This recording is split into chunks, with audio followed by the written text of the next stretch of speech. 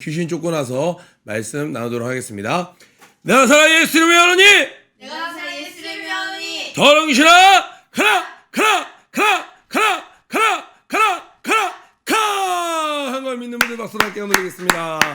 말씀 봉독해 주시겠습니다.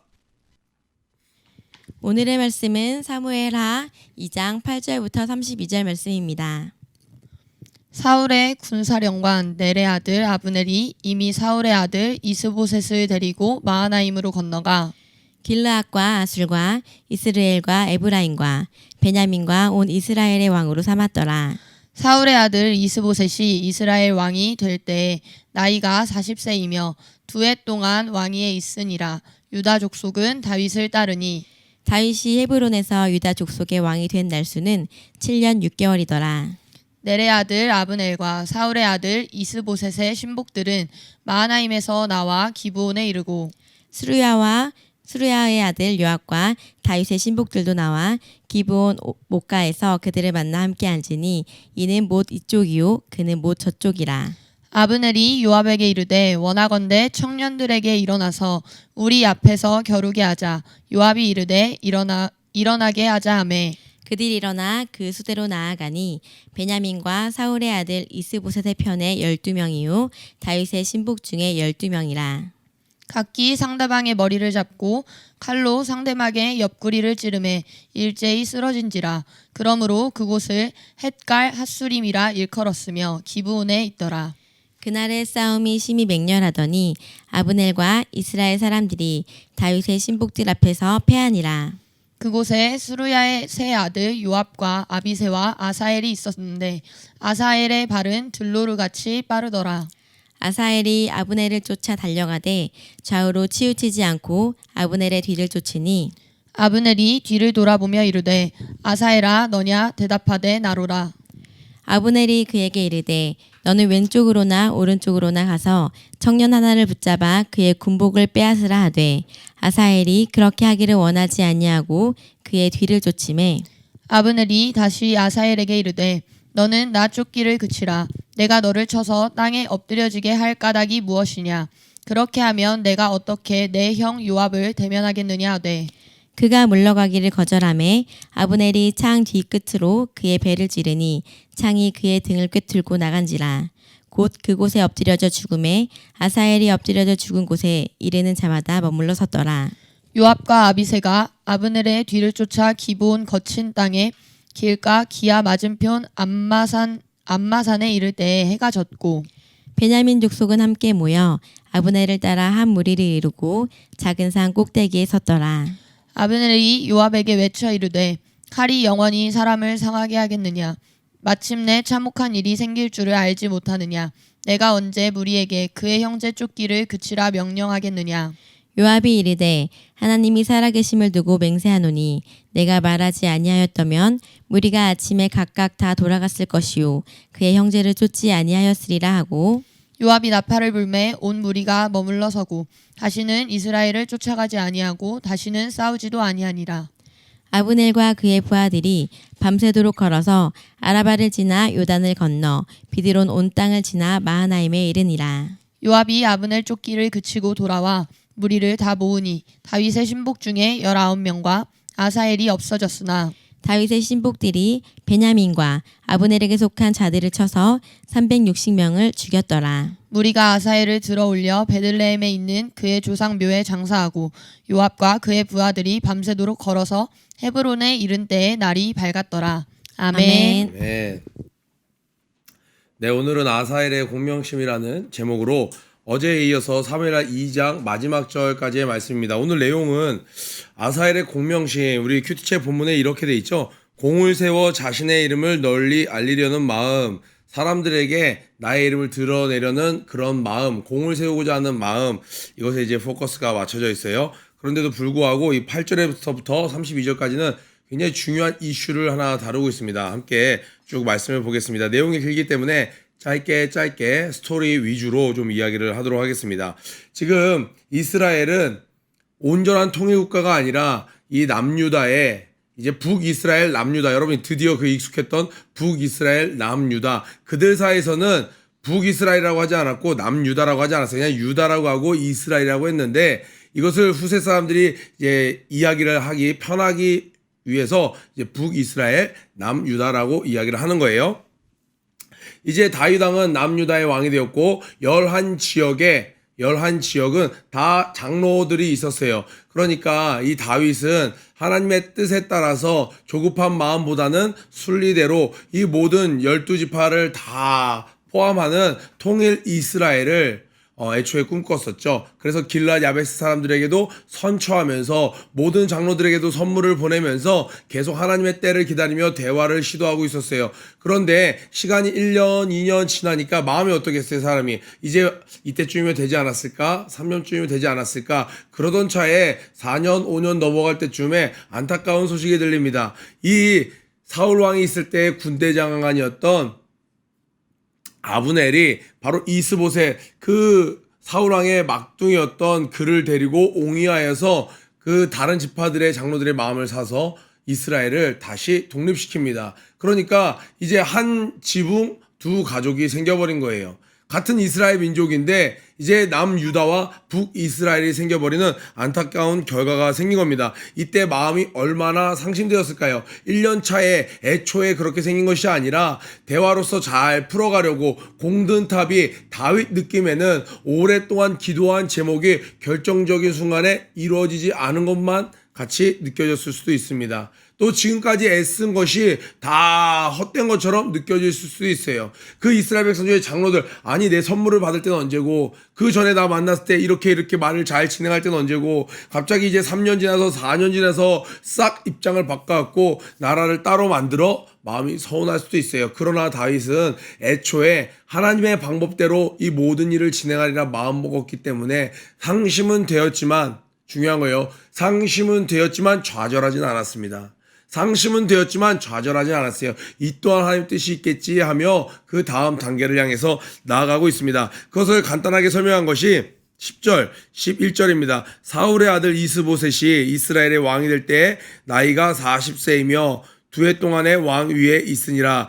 유다 족속은 다윗을 따르니 다윗이 헤브론에서 유다 족속의 왕이 된 날수는 7년 6개월이었더라. 이제 7년 6개월 때쯤 됐을 때 큰 일들이 생기는 거예요. 이제 나라가 생겼으니까 대화로서 어떤 나라 정치적인 이해관계를 풀어간다든지 그런 상황으로 있었습니다. 아직 전면적인 전쟁은 하지 않았어요. 그러나 각 나라의 군사가 있었기 때문에 경계를 서는 것이죠. 어디처럼요. 지금도 우리나라가 저 군사 경계선에서 이 남과 북이 군인들이 초소에서 근무를 서죠. 지금 이 북이스라엘과 남유다는 서로 근무를 서는, 경계를 서는 그 정도의 위치에 있었습니다. 그런데 오늘 한 사건으로 인해서 이것이 전면전으로 퍼져가고 계속 이제 전쟁이 극심하게 치달아 올라가는 것을 우리는 볼 수 있습니다. 12절에 보니까 넬의 아들 아브넬과 사울의 아들 이스보셋의 신복들은 마하나임에서 나와 기브온에 이르고, 자, 기브온 여러분 기억나시죠?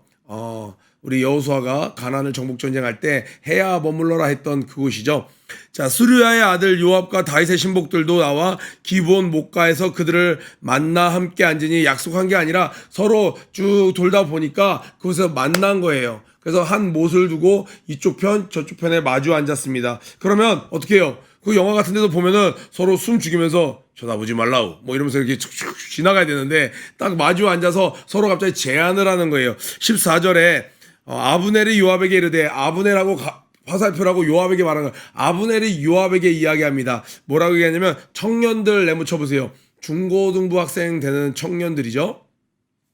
청년들에게 이르되, 왜냐하면 이 군인들은 다 19세, 20세부터 40세에 있는 남자들이에요. 그러니까 다 전쟁할 수 있는 사람인데 그 중에서도 청년들이니까 어린 친구들을 얘기하는 거예요. 굉장히 어린 친구들을 이야기하는 겁니다. 일어나서 우리 앞에서 겨루게 하자. 요압이 이르되 일어나게 하자 하매 그들이 일어나 그 수대로 나가니 베냐민과 사울의 아들 이스보셋 편에 12명이요 다윗의 신복 중에 12명이라. 이게 뭐냐면 군의 사기를 진작시키고 또 그들에게 어떤 이 전투를 하기 전에 피를 봄으로 말미암아 이제 사람을 흥분케 하는 그때 당시에 쓰던 어떤 게임 같은 것인데, 보통은 하나 둘 셋 우리도 가위가위보 하면 가위가위보를 이렇게 내죠. 묵찌빠라 하면 뭐예요? 순간에 순발력에 의해서 승패가 나눠지는 것이죠. 자, 카우보이가 대결할 때 딱 걷다가 하나 둘 셋 10걸음을 걸어다가 동시에 뒤로 땅 쏘면, 우리 영화에서 어떻게 나와요? 서부 영화에서 삐리리 사무라이가 쫙 하면 어떻게 돼요? 진주하는 데서 항상 쓰러지는 건 누구예요? 한 명만 탁 쓰러지면서 한 명이 살아남죠? 그런 어떤 대결이에요. 동시에 하나 둘 셋 하면 찌르기를 하는데, 동시에 찌르는 것 같지만 조금 더 단련된 사람, 조금 더 민첩했던 사람, 아니면 조금 치사하게 둘에서 먼저 찌르는 사람, 어쨌든 한 명만 죽게 돼 있어요. 그런데 놀랍게 그 선수 선발을 12명을 해서 12명이 동시에 게임을 딱 했는데 어떻게 됐어요? 지금 목숨을 건 게임 장난을 친 거예요. 그런데 놀랍게도 동시에 0.00001초의 차이도 없었나 봐요. 동시에 서로를 찔러 죽인 쌍이 12쌍이에요. 그래서 요이 땅 하자마자 그 24명의 소년들이 다 죽어버렸습니다. 그런데 이 각각의 12명은 각 진영에서 그 군대에서 귀염둥이들, 막둥이들 다 장래가 촉망받는 젊은이들이었어요. 그들이 한순간에 피 흘리며 죽으니까 이 군인들이 어떻게 돼요? 다 눈이 돌아가서 칼부림이 시작되는 거예요. 그곳의 이름을 오늘 보니까 이렇게 돼 있죠. 헬갓 핫수림, 날카로운 칼날들의 들에서 앞에 이제 나있는데, 헬갓 영어에서 뭐예요? 오 마이 갓 하는 것처럼 헬갓, 완전히 헬갓이야. 칼부림, 핫수림, 뭔가 발음 비슷하죠. 헬갓 핫수림. 시험 문제에 나올만 하죠. 그러나 뭐 몰라도 상관없어요. 자, 그곳에서 17절에 그날의 싸움이 심히 맹렬하더니, 여러분이 머릿속에 한번 상상하시되, 그 전까지는 나라가 세워졌지만 서로 경계를 서면서 이렇게 서로 스쳐 지나갈 때 있었지만, 지금까지는 큰 소동은 없었어요. 서로 누군가를 죽이고 하는 싸움은 없었습니다. 근데 이날, 야, 우리 이렇게 우연히 근무소다 만났네. 그때 당시에 GPS 장치도 없고 어떤 핸드폰도 없던 당시에 그 군대의 무리들을 이끌고 근무 경계를 쭉 쓰다가 그 경계 지역에서 우연히 만난 거예요. 서로 못을 사이에 두고 만나서, 야, 우리 심심한데 한번 게임이나 한번 하지 않을래? 해서 서로 내보냈던 소년들. 그런데 그들이 그 중에서 한 명도 살아남지 않고 동시에 다 죽었습니다. 그들이 마음이 다 달아올라서 갑자기 큰 전쟁으로 이 불씨가 퍼져나갔습니다. 그런데 그곳에서 한 에피소드가 추가로 일어납니다. 그날의 싸움 심히 맹렬하더니 아브넬과 이스라엘 사람들이 다윗의 신복들 앞에서 패하니라. 이 아브넬 사람들은 어떻게 생각했어요? 우리가 그래도 정예 군대인데, 우리가 그래도 한 나라의 군사들이었는데, 저 도망다니던 다윗의 잡배들, 그들에게 진리가 있겠어? 그들도 다윗의 군대를 우습게 봤고, 다윗의 그 300용사와 그를 따르던 자들은 무슨 생각을 했을까요? 우리는 너희들과 달라. 우리 완전히 와일드파야. 우리 야생에서 얼마나 단련됐는데 우리는 저기 죽음을 뚫고 살아나온 거기 저승사자 수준이야. 자기들끼리는 나름 이렇게 서로를 향해서 자신감이 있었어요. 그러니까 어떻게 돼요? 그 전쟁이 치달아 올랐는데 다윗의 군사들이 승리하고 있었습니다. 그런데 아브넬은요, 딱 보니까 생각보다 센데 고집 부리지 않아요. 그 산전수전 다 겪었습니다. 지금은 물러나야 될 때인 걸 딱 알고 도망치기 시작해요. 군사령관이 도망치기 시작합니다. 군사령관이 도망치는데 그것만 잡으면 어떻게 돼요? 최고의 공을 세울 수 있죠. 그 공에 눈이 멀었던 사람이 그곳에 수르야의 아들 세 아들 요압과 아비새와 아사엘이 막내였어요. 그런데 들로루처럼 발이 빨랐다는 거예요. 우리 만화 영화 좋아하는 친구들, 만화책 애니메이션 좋아하는 친구들 이런 표현 많이 해요. 신속의 아사엘. 거의 뭐 아주 속도가 빠르다는 거죠. 그런데 또 우리가 많이 봐서 경험을 통해서 알지만, 달리기만 빠르다고 스피드만 빠른 애는 꼭 어떻게 해요? 죽죠. 그렇게 꼭 전투에서 승리하지 못해요. 달리기만 빠르다고 전쟁에서 승리하는 건 아닌데, 아사엘이 좀 전투력은 HP만 높고 좀 스피드만 빨랐어요. 킥력이 좀 약했나 봅니다. 위닝에서 선수 고를 때 스피드만 빠르다고 다 되지 않죠. 아사엘의 발은 들로루같이 빠르더라. 계속 따라가는 거 딱 보이니까 아브넬이 도망가는 거예요. 그러면서 달리면서, 뮤지컬의 한 장면처럼 생각해요. 달리면서 대화를 하는 거예요. 둘 다 그 달리는 바람이 막 얼굴을 가는데 대답을 하는 거예요. 뒤를 돌아보면서 얘기하는 거예요. 아사헬이냐? 나다 막 이러면서 서로 대답을 하는 거예요. 근데 여러분 아사엘은 우리 중고등부의 졸업생 중에 우리 하재 선수의 축구할 때 엄청나게 열정적이고 그냥 하나에 꽂히면 뒤를 돌아보지 않는 열정이 있는 친구가 있었어요. 하재처럼 그 아브넬만 쫓아가는 거예요. 아브넬이 그에게 이르되 너는 왼쪽으로나 오른쪽으로 가서 청년 하나를 붙잡아 그의 군복을 빼앗아라. 이 말은 뭐예요? 나 말고 야 다른 사람의 목숨을 취해. 너 그렇게 누군가를 잡아서 너의 공을 세우고 싶어? 그럼 좌로나 우로나 저기 많잖아. 나의 군사들 많잖아. 그들 중에 하나를 취해. 아사엘이 그렇게 하기를 원하지 않는다. 나는 너밖에 안 보여. 너만 보여. 이대로 못 보내. 그러고 쫓아가는 거죠. 아브넬이 다시 아사엘에게 이릅니다. 야, 내가 지금 너가 무서워서 도망가는 게 아니야. 내가 너를 만약에 돌아서서 싸워서 너를 죽이면 내가 나중에 네 형 요압을 어떻게 봐? 무슨 낯짝으로 봐? 이걸 봐선 아브넬은 머릿속에 아주 정치적으로 교묘한 생각들이 많았던 거예요. 지금 이렇게까지 싸울 마음도 없었을 뿐더러 자신의 이 사울의 군사들을 데리고 다윗에게 어필을 하는 거예요. 어우, 아브넬 군대 장관 장난 아니게 셉니다. 나중에 딜을 해서 갈 때 자신의 협상 위치를 좋은 쪽으로 선점하려고 이렇게 전쟁을 치렀을 뿐이지 하나님께 기름 부음 받은 다윗이 언젠가는 이 이스라엘의 왕이 될 것을 아브넬은 알았습니다. 그러니까 지금부터 벌써 만약에 영원히 적이 될 거라 생각했고 이스보셋이 영원히 왕이 될 거라 생각했으면 사울의 왕위가 계속 이어질 거라 생각했으면 아사엘 지금 당장 죽여야죠. 그런데 죽이지 않겠다라는 거예요. 야, 내가 지금 널 죽이면 나중에 요압을 어떻게 봐?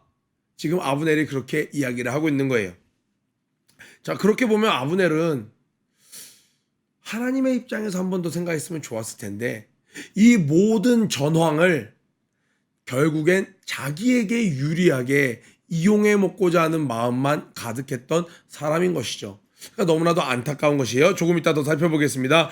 그런데도 그가 물러가기를 거절하며 23절입니다. 아브넬이 창이었어요. 거의 뭐 필살기 뒤도 돌아보지 않고 쫙 뒤로 찔러는 거죠. 그러니까 얼마나 가까이 붙었던지 거의 일부 직전이었나 봐요. 이 아브넬 또한 목숨이 위태로울 정도로 아사엘이 마지막에 이 정도가 내 전부인 줄 알아? 속도를 더 높여갖고 갑자기 20배 계한권을 써갖고 더 따라 붙으니까 어떻게 해요? 창으로 뒤를 탁 해갖고 그를 꿰뚫어 죽인 겁니다. 배가 뚫려서 죽게 되었어요. 그랬더니 사람들이 그곳에 엎드려 있는 아사엘을 보고 다 충격을 받은 거예요. 아, 우리의 막둥이가 피를 흘리고 있는 겁니다. 죽었습니다. 우리 정상 전쟁에서 코비가 외치죠. 이게 뭐 하는 짓이에요? 사람들이 다 죽고 있어요. 그만하세요. 사람들이 갑자기 탁 정신을 차리고 전쟁을 멈추죠. 자, 정신을 차리고 봤더니 이제 피가 난자한 상황 가운데 누가 봐도 알아보는 모두가 이렇게 귀하게 여기던 어떤 한 친구가 죽고 나니까 그제서야 우리 지금 뭐 하는 거지?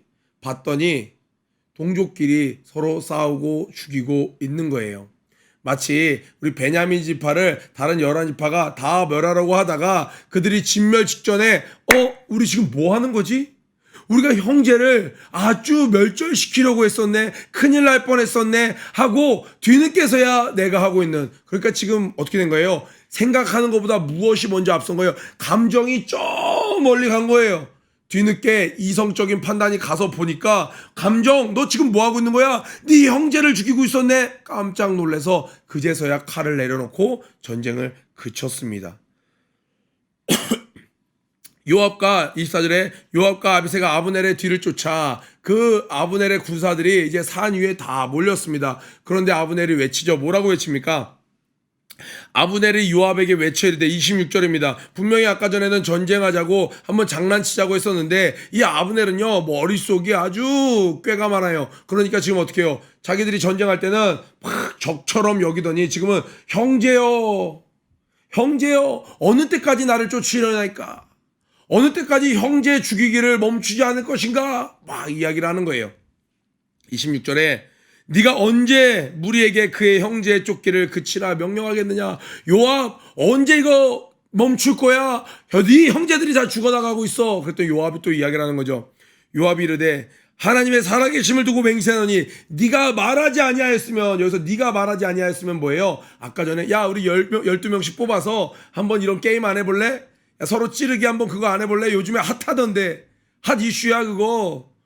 찐 게임이야. 그거 한번 안 해볼래? 네가 아침에 그런 말 하지 않았으면 이런 일은 일어나지 않았을 거야 라고 얘기하는 거예요. 무리가 아침에 각각 다 돌아갔을 것이요 형제를 쫓지 아니하였으리라 하고. 자, 여기서도 알 수 있는 게 뭐예요? 아브넬이 이야기를 하죠.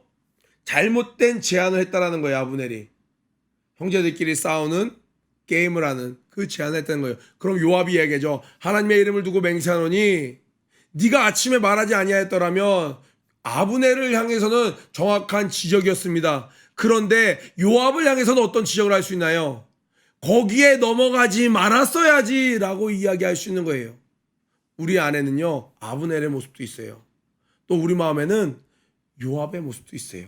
그런데 둘 다 지금 아브넬과 요압이 어떤 이야기를 하고 있나요? 자기 탓 아니라는 거예요. 요압! 너 형제를 죽이기를 언제까지 할 거야? 언제 멈출 거야? 우리 형제인 거 몰라? 라고 지금 요압을 핑계하고 있는 거예요. 요압은 또 뭐라고 이야기합니까? 넘어갔어요. 이 하와의 꾀에 아담이 넘어갔어요. 뱀의 꾀임에 이 하와가 넘어갔어요. 그런데도 내가 잘못했습니다 없어요.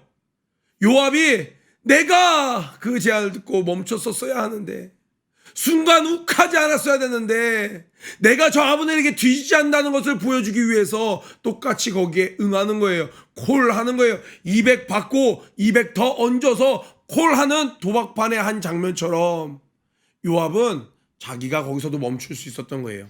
그런데 마치 의로운 것 같지만 네가 아침에 말하지 아니하였었더라면 핑계대고 있는 거예요. 우리도 우리의 마음을 다스릴 수 있어야 합니다.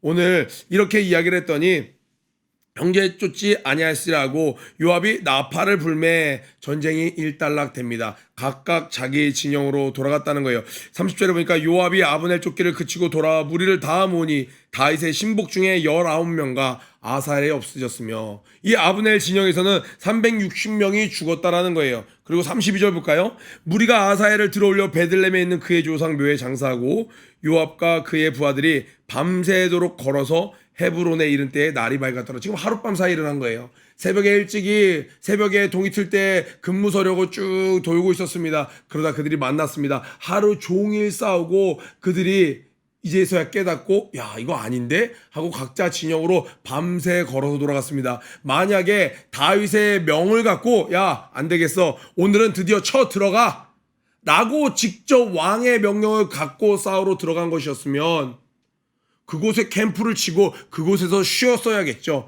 밤새도록 전쟁을 했는데 밤새 걸어서 다시 복귀할 일이 없겠죠. 진격이었겠죠. 그런데 자기들끼리 대화하고 야 이건 아니지 않아? 하고 자기들끼리 멈춰서 애초에 무엇을 이야기하는 거예요? 다윗 왕의 명령 없이 순간 우발적으로 발생한 전투였다라는 거예요. 이스보셋은 지금 이 아브넬의 꼭두각시에 불과한 입장이었습니다. 이 이스보셋이 가서 다윗의 복을 가져오시오 라고 아브넬에게 명령한 것이 아니에요. 결국 두 장수들의 기싸움에 의해서 그들의 호기심으로 재미로 시작된 싸움에서 불필요한 이스라엘 백성들, 결국엔 한 형제였습니다. 그들이 피를 흘린 거였어요. 요압도 하나님의 마음을 전혀 알지 못했습니다. 아브넬은요 이 상황 가운데 하나님의 뜻은 뭐예요? 이 이스라엘이 피 흘리지 않는 것이에요. 형제가 사랑함으로 연합함으로 회복되는 것이었습니다. 그런데 그는 이 상황을 나라를 나누는 일을 했습니다. 하나님은 하나 되기를 원했는데 그는 나누는 일을 했어요. 하나님의 뜻에 반대되는 일을 했습니다. 또 나아가서 하나 될 수 있는 마지막 기회, 아직까지는 피 흘림이 없었습니다. 그런데 그것은 게임이었다 치더라도 그는 아사엘을 또 죽이기 시작합니다. 게임으로 불필요한 제안으로 그 소년들을 죽게 만들었습니다. 이 아브넬은 하는 방법마다 내는 의견마다 자신의 어떤 정책마다 다 누구를 거스리고 있어요? 지금 성경에 눈에 보이진 않지만 하나님을 거스르고 있는 것이에요. 하나님이 여러 상황 가운데 나중에 이를 가만 놔두지 아니하시고 비참한 죽음으로 하나님이 그를 인도하십니다. 왜요? 하나님을 대적했기 때문에 그래요.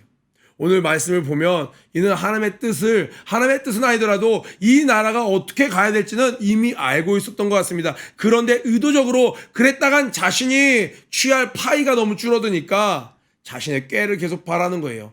요압은 또 어땠습니까? 자신의 주군의 마음이 지금 어떤 거예요? 지금 그 답답한 마음, 내 뜻에는 당장이라도 저 이스라엘을 통일하고 싶지만 하나님의 뜻이 그렇게 가는 것이 아니야. 기도했더니 인내하라는 거예요. 형제끼리 피를 흘리지 말라는 거예요. 내어주라는 거예요. 쳐주라는 거예요. 그래서 나라를 세웠다는 소식을 듣고도 그는 참습니다. 기도합니다. 선물을 보냅니다. 그런데 요압은 자신이 얼마나 중요한 존재인지 자신이 아브넬 이전에 있었던 이 이스라엘의 통일된 이스라엘이었을 때 군대 장관 통일되면 내 입장은 초라해지겠네. 자신을 어필해야 되는 거예요. 그러니까 불필요한 전제. 하나님께서는 지금 오늘 이 나온 아까 전에 어떤 단어요? 헬갓 핫수림이라는 단어를 통해서 무엇을 얘기하는 거예요? 형제 간에 싸우면 한 명도 살아남지 않은 거예요. 그 자리에서 24명이 다 죽었습니다. 하나님께서 이 사건, 여러분 우연의 일치는 없습니다. 동시에 그 중에 한 명이 살아나면서 이겼다! 이렇게 한 게 아니에요. 12명이 동시에 죽었습니다. 하나님께서 왜 그 사건을 만드셨을까요? 너희 형제끼리 싸우면 승자는 아무도 없다는 거예요. 다 망한다라는 거예요. 교회 안에서 부서가 다를 수도 있고 연령대가 다를 수도 있고 입장이 다를 수도 있어요. 그러나 교회는 주 안에서 다 한 형제 한 가족입니다. 교회 안에선 어찌되었건 싸우면 기뻐하는 것은 누굽니까? 악한 것이고 다 죽는다는 것. 일체로 망한다라는 거예요. 이것은 정말 큰 것입니다. 다윗은 이것을 알았기 때문에 할 수만 있다면 싸우지 않으려고 그런 거예요. 오늘 자신의 이익이라면 청소년들이 죽어나가는 것도 또 어떤 전쟁을 막 벌이는 것도 서슴지 않는 두 장군 요압과 아브넬 자신의 마음에 자신의 욕심에 사로잡혀 있던 자. 그러나 그렇지 않길 원했던 자 누구예요? 다윗. 그렇기 때문에 다윗은 하나님 마음에 합했던 것이에요. 다윗이 능력이 없어서 무능해서 아무렇지도 않아서 가만히 있었던 것이 아니라 너무나도 자기 계획대로 되지 않아서 마음은 애달펐겠지만 그렇다고 형제끼리 내전을 치르는 것은 하나님이 기뻐하시는 것이 아니야 참았던 것입니다. 또 우리 아까 전에 살펴봤던 아사엘 젊은 나이에 목사님께서 아사엘을 만난다면 이렇게 이야기해 주실 수 있겠죠. 자제력 부재 현상이었다고. 자제력을 가졌어야 되는 거예요. 우리 청소년 시절에 친구들이 갑자기 앞에서 다치는 걸 봐요. 뭔가 이게 보면 마음이 확 올라가서 앞에 있는 아브넬밖에 보이지 않는 거예요. 좌우를 둘러볼 수 없는 거예요. 자기 속도를 조절할 수 없는 거예요. 그렇게까지 가까이 추격했다가는